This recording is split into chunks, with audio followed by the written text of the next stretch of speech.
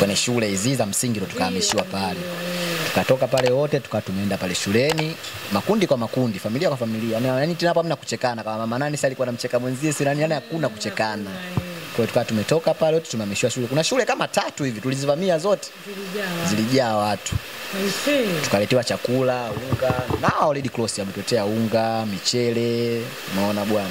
Yaani kama ndo mnaanza tena maisha sasa. Tumewekwa pale. Kwa pale tulikaa pale karibia, kuna wengine walikaa zaidi hata wiki. Ila sisi pale tukaa sana. Shangazi yangu mimi bwana na mambo kama kijeshi. Ndio. Kwa hiyo yani tulivyokaa ile siku ya kwanza hapa tulivolala pale. Siku ya pili akatumwa baba na baba mkubwa waende nyumbani.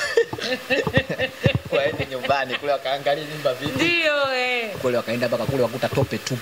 Hakuna kilichopona, so TV, so deki, so vyombo. Kwa maana maji yalivyoingia ndani kama ameenda kuiba. Ndio. Yametoka na vitu vyote ametoa nje.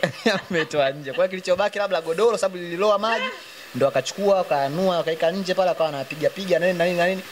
Siku ya pili yake tukarudi nyumbani. Tumerudi nyumbani kwetu. Tukasafisha yale matope nini na nini tukaika sawa.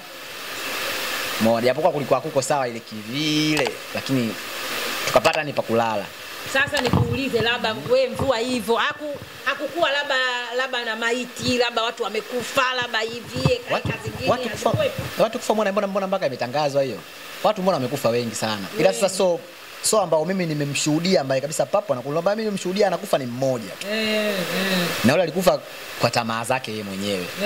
Sababu yule ni kitu cha kijinga lakini ndio kimemuua hiyo. Ndio. Yule aliona friji. La Coca.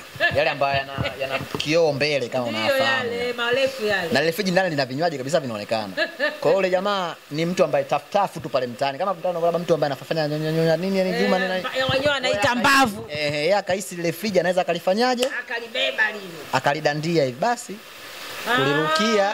Kulirukia friji limemgeuza kuja kugeuka tena hivi tayari. Huyo ndo mimi nimemshuhudia kabisa hivi anakufa.